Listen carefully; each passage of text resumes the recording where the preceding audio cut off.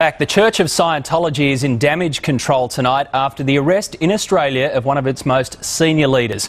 Tom Cruise and John Travolta are just two of the thousands who have signed up to her cause. Brian Seymour has this exclusive report. She is one of Scientology's top global leaders, part of the inner circle, a confidant to its top stars. Now we can reveal she has been accused of covering up child sex abuse right here in Australia. You don't know the history of psychiatry. I do. Tom Cruise learnt his history of psychiatry from Jan Eastgate. Last Thursday, she was in Sydney. Two detectives arrested and charged her with pervert the course of justice.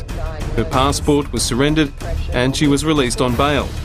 So who is Jan Eastgate and what are the allegations that led to her being arrested and charged? Jan Eastgate is the global leader of a group named the Citizens Commission on Human Rights, or the CCHR. It's based in California. It was set up by Scientology to wipe out the practice of psychiatry across the planet. Psychiatry is a so-called science behind the Holocaust and euthanasia, and the psychiatrists set up the whole euthanasia campaign in the concentration camps. They went into the concentration camps and they set it up and they decided who was going to be killed. In the late 1980s, Jan Eastgate was a key campaigner against the abuses carried out at Sydney's notorious Chelmsford Psychiatric Hospital. The Chelmsford patients have used us as their voice, and I guess that's why we've been so persistent. A 1990 Royal Commission found 24 deaths at Chelmsford were preventable. The patients were given a cocktail of drugs and electroshock treatment. In 1988, Jan Eastgate was recognised by Scientology, awarded its highest honour, the Freedom Medal. John Travolta got his Freedom Medal in 1991. In 2005, Tom Cruise got his. I think you know that I am there for you. Between the age of about 7 to 11, he was molesting me. Carmen Rainer last year detailed her allegations on the ABC's Late Line program and here on Today Tonight. They've called the police on us, Carmen. Why didn't they call them back when I was 11? What do you mean? Well, why didn't they call them and tell the police to arrest the pedophile when I was 11? It was 1985. Carmen was just 11 years old. Her mother Phoebe and her stepfather Robert were both Scientologists and raising Carmen as one. At the same time, Robert Kerr was sexually abusing his stepdaughter.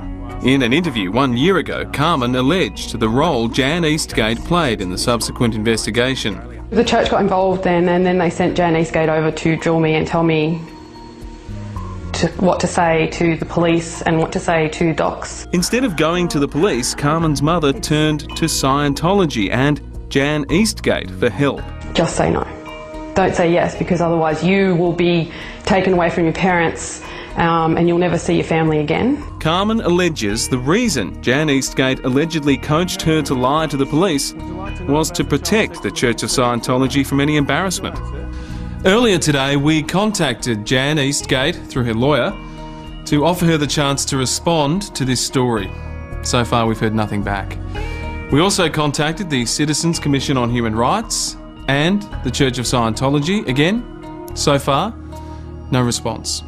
The man who abused Carmen, her stepfather Robert Kerr, turned himself in to police in 1999. Carmen Rainer has always maintained one reason she spoke out was to encourage others to tell their story. A call echoed by federal independent Senator Nick Xenophon. Given what has occurred, the only fair thing to say is that if anyone has information about this case or any other matters, they should go to the police and give a statement so that the police have all the available information.